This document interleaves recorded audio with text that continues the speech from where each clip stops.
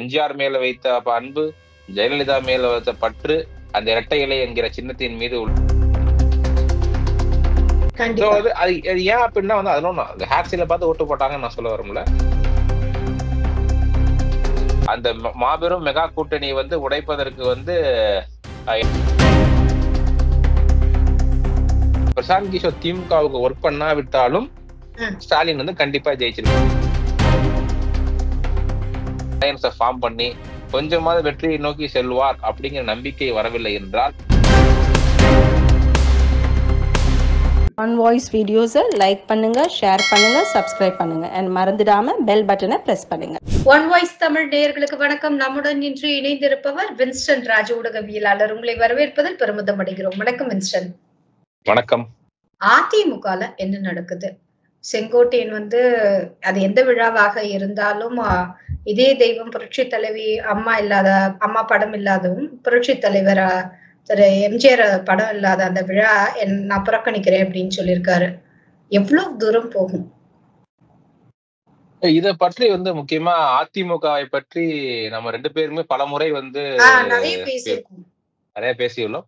இதுல வந்து அகைன் வந்து நம்ம முன்னாடியே இது கணித்ததுதான். சோ தொடர்ந்து தோல்விகளை வந்து திமுக கூட பழக்கப்பட்டுள்ளது. அதிமுகவும் அதிமுகவில் இருப்பவர்களும் பழக்கப்படவில்லை. ஏன்னா ஒரு 96 எலெக்ஷனுக்கு அப்புறமேட்டு 98லயே வந்து அவங்க வந்துட்டு பேக் இது பண்ணாங்க. இன்னொன்னு அந்த டைம்லயுமே அவங்க வந்துட்டு வாஜ்பாயோட கவர்மெண்ட்டை வந்து டிசால்வ் பண்றதா இருக்கட்டும் சரி. ஸோ அது மாதிரி வந்து ஒரு ஆக்டிவ் பாலிடிக்ஸ்ல வந்து சென்டர் ஆஃப் அட்ராக்ஷனா இருந்துட்டே இருந்தவங்க தான் அவங்க அதிமுகவினர்கள். ஸோ அப்படிப்பட்டவர்களுக்கு 2016க்கு பிறகு வந்து தொடர்ந்து தோல்விகளாக மட்டும் வந்து கொண்டு இருக்கும்போது நிச்சயமா வந்து that is not a good sign. இன்னொன்னு இந்த ஈரோடு எலெக்ஷன் வந்து பாருங்க, அது வேற ஏதோ ஒரு தொகுதியில வந்து ஒரு சவுத்லயோ நார்த்லயோ அது இருந்தாலும் ஓகே. பட் கொங்கு பெல்ட் அப்படிங்கும் போது வந்து அது வந்து எடப்பாடி வந்து அவருடைய மோஸ்ட் ஸ்ட்ராங்கஸ்ட் பெல்ட் அப்படின்னு சொல்லிக்கக்கூடிய இடம். ஸோ அப்படிப்பட்ட இடத்துலயே வந்து அவங்க எலெக்ஷனை வந்து கண்டெஸ்ட் பண்ணல. ஓகே, ஆப்வியஸ்லி என்ன இருந்தாலும் என்ன நடக்கும் அப்படிங்கிறது தெரியும். அவங்க மேபி தேவையில்லாம மேன் பவராக இருக்கட்டும், மணி பவராக இருக்கட்டும் செலவு பண்ணிட வேண்டாம் அப்படின்னு நினைத்திருக்கலாம். பட் அதை தாண்டி அவங்களோட ஸ்ட்ராங் ஜோன்லயே அவங்க வந்து இது பண்ணது. இது எல்லாமே வந்துட்டு உள்ள இருக்கிற அனைவருக்கும் வந்து ஒரு தாட் இருக்கும். இன்னொன்னு இப்பயுமே எலெக்ஷன் எப்படி மூட் ஆஃப் த எலெக்ஷன் இப்ப எப்படி இருக்கு அப்படின்னா, ரொம்ப கரெக்டா சொன்னா அந்த டிஎம்கேவோட கூட்டணி, அந்த மாபெரும் மெகா கூட்டணி வந்து உடைப்பதற்கு வந்து எடப்பாடி அவர்கள் வந்து எவ்வளவோ முயற்சித்தாலும் வந்து பண்ண முடியல. 2024 பார்த்தோம். மெகா கூட்டணி அமைப்போம்னு சொன்னாங்க. கடைசியில பிஜேபி வந்து அண்ணாமலை அவர்கள் வந்து ஒரு மெகா கூட்டணி அமைச்சாரே தவிர எடப்பாடி அவர்களால் செய்ய முடியவில்லை. ஸோ வந்து இந்த தொடர்ந்து தோல்விகளை பார்த்து கொண்டே இருக்கும்போது நிச்சயமாக அதிமுகவில் இருக்கும் the second leaders, immediate next to Edappadi வந்து அவங்களுக்கு வந்து ஒரு இன்னொன்னு அரசியல்ல வந்து பாத்துக்கோங்க, அவங்களுக்குன்னு ஒரு ஆம்பிஷன் இருக்கும், ஒரு ஆதாயம் பார்ப்பாங்க. அடுத்து என்ன நமக்கு என்ன இருக்கும்போது மீண்டும் 2026 தோல்விதான் அப்படி என்பதை அவர்கள் உறுதி செய்யும் போது என்ன ஒர்க் பண்ணாலும் சரி இது நத்திங் கோயிங் டு ஹேப்பன் அப்படின்ட்டு இருக்கும்போது நிச்சயமாக வந்து இது மாதிரியான பல சலசலப்புகள் இருக்கும். அதோட ஆரம்ப புள்ளிதான் வந்து செங்கோட்டையன் அவர்கள் செய்ததாக இருக்கட்டும். ஏன்னா நிச்சயமா வந்து ஏன்னா எடப்பாடி வந்து இன்னைக்கும் வந்து அதிமுக ஓட்டு வாங்குறாங்க. அவங்க சொல்றாங்களா அந்த 20%, 21% அப்படிங்கிறது அவங்க சொல்றாங்க. எங்ககிட்ட அந்த ஃபிக்ஸ்டு ஓட் பர்சன்டேஜ் அப்படிங்கிறாங்கல்ல, அது எதை பார்த்து இருக்கு? எடப்பாடி அவர்களுடைய மிகப்பெரிய மாபெரும் ஆளுமையானாலையா, இல்ல எடப்பாடி அந்த அவருடைய அந்த கூட்டணியில அந்த கட்சியில அவர் வச்சிருக்கிற அந்த ஜெயக்குமாராக இருக்கட்டும், நிறைய பேர் இருக்காங்கல்ல, எஸ்பி வேலுமணியாக இருக்கட்டும், இவங்களோட பெரிய ஒரு மாஸ் வில் பவர்னால வந்து அந்த ஓட்டு இருக்காங்க. அதெல்லாம் எதுவுமே கிடையாது. எம்ஜிஆர் மேல வைத்த அன்பு, ஜெயலலிதா மேல வைத்த பற்று, அந்த இரட்டை இலை என்கிற சின்னத்தின் மீது உள்ள ஒரு அட்ராக்ஷன், இதுதான் அந்த 21% வந்து அப்படியே இன்னும் மூவ் பண்ணிக்கிட்டே போயிட்டு இருக்கு. ஸோ அதை வந்து அவங்களுக்கும் தெரியும்.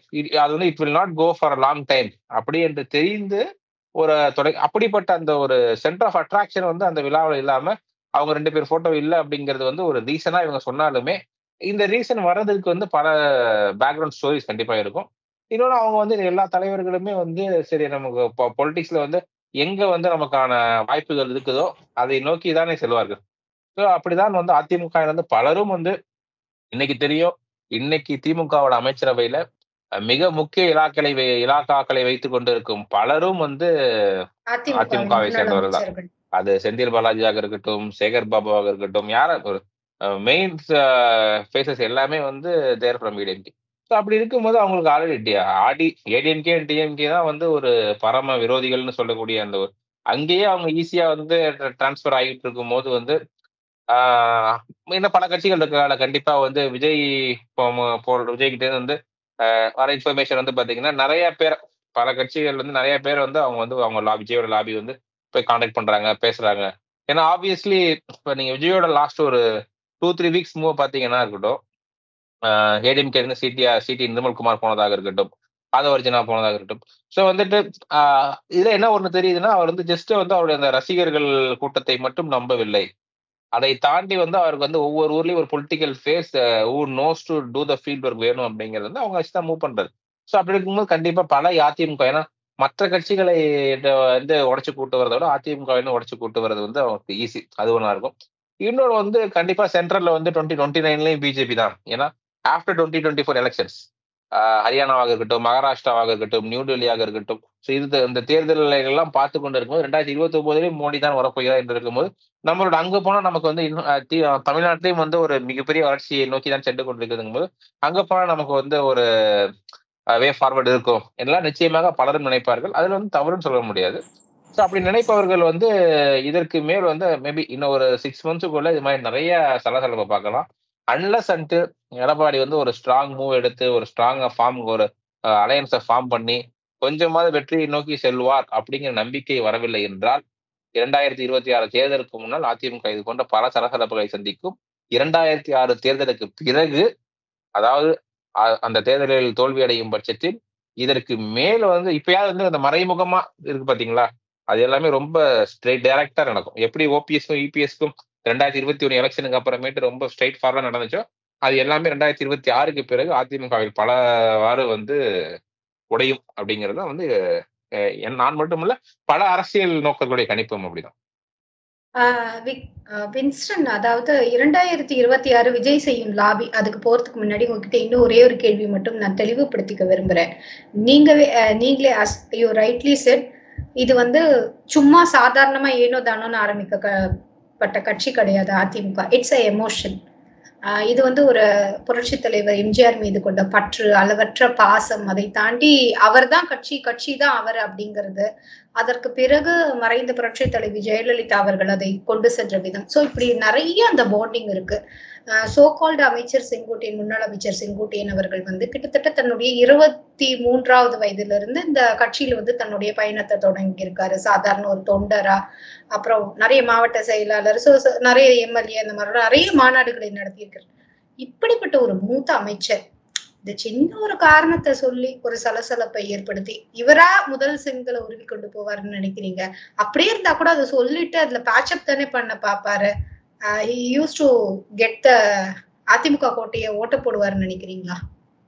இல்ல அவர் வந்து நிறைய முயற்சித்திருப்பார். ஏன்னா அவர் வந்து அன்னைக்கு உடனே அந்த போட்டோ இல்ல அப்படிங்கிறதுனால வந்து அவர் விலகி இருப்பார் அப்படின்னு சொல்ல முடியாது.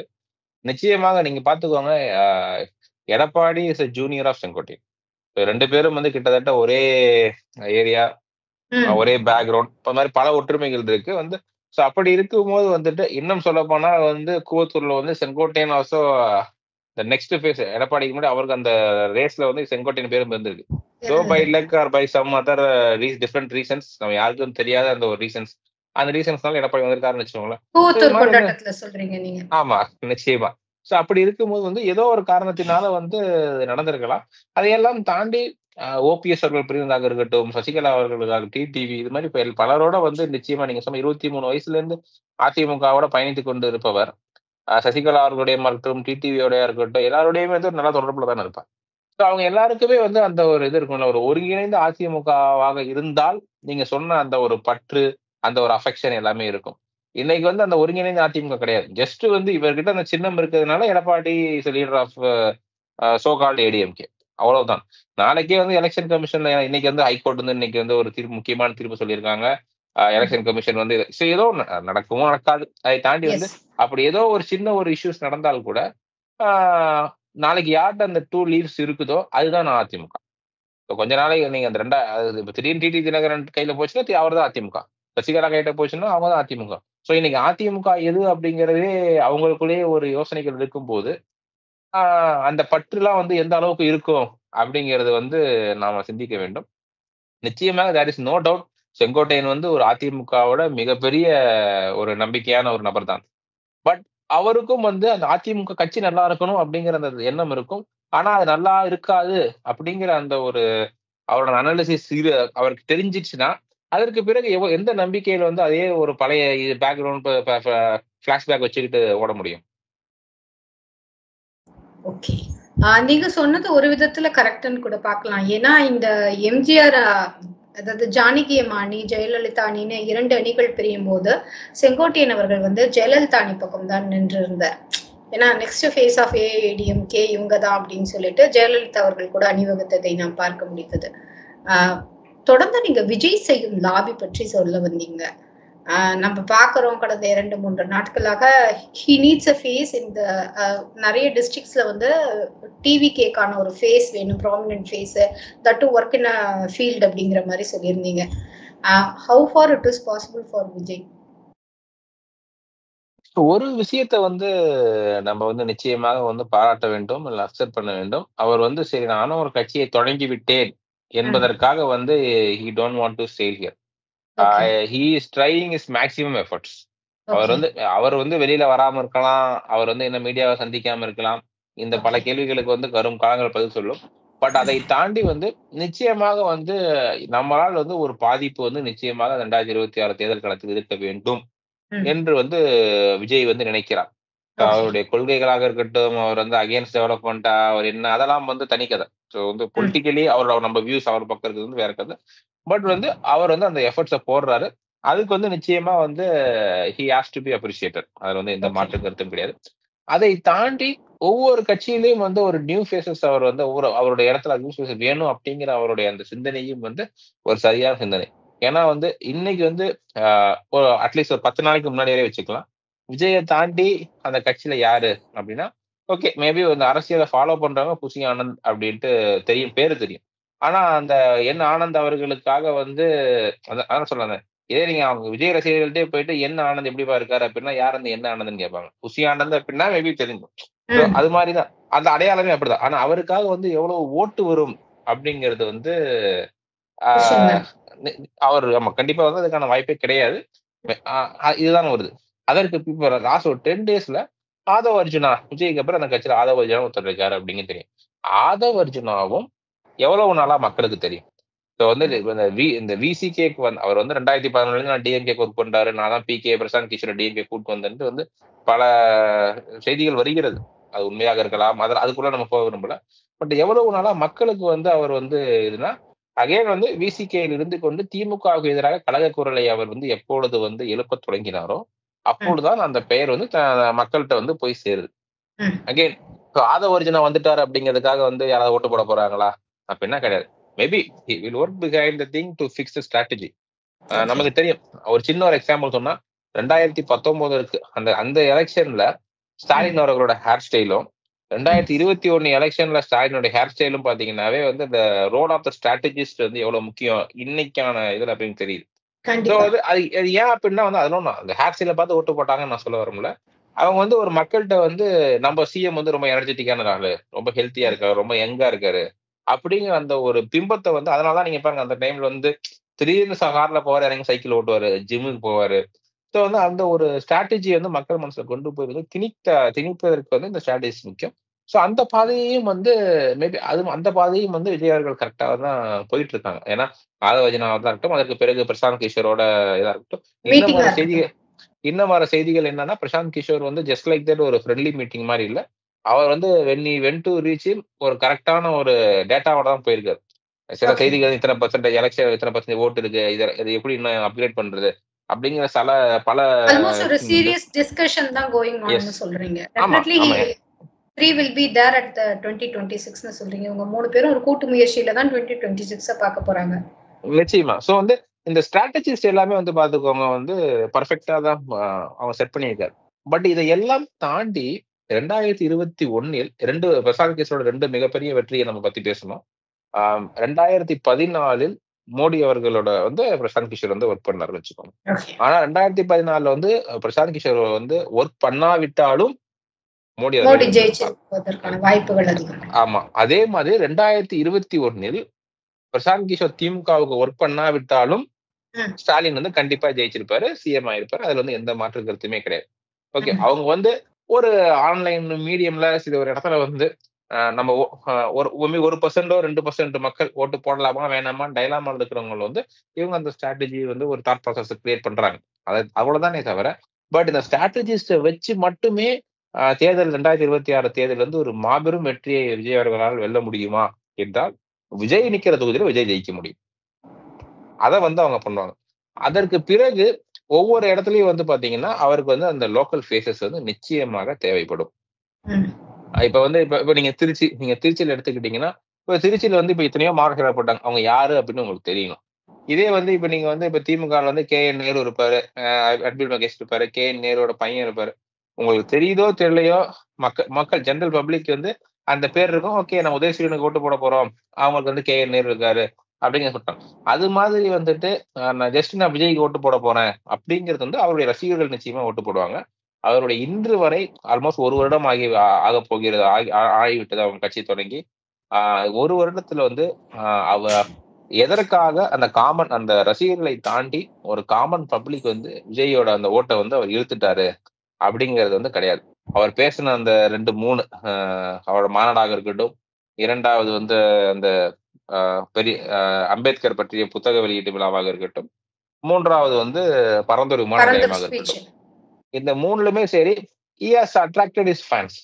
ஒரு காமன் பப்ளிக் வந்து அவர் திரும்பி பார்க்க வைத்திருக்கிறார். அது ஏன்னா ஒரு நல்ல விஜய் வந்து விஜய் வந்து என்னடா ஒரு இன்ட்ரோவர்ட், அவருக்கு பேசவே தெரியாது அப்படின்ட்டு நினைச்சிருந்திருப்பாங்க அரசியல் ரீதியா. ஏன்னா அவர் வந்து அவரோட ஆடியோ லான்ச்ச பார்த்தா தெரியும்.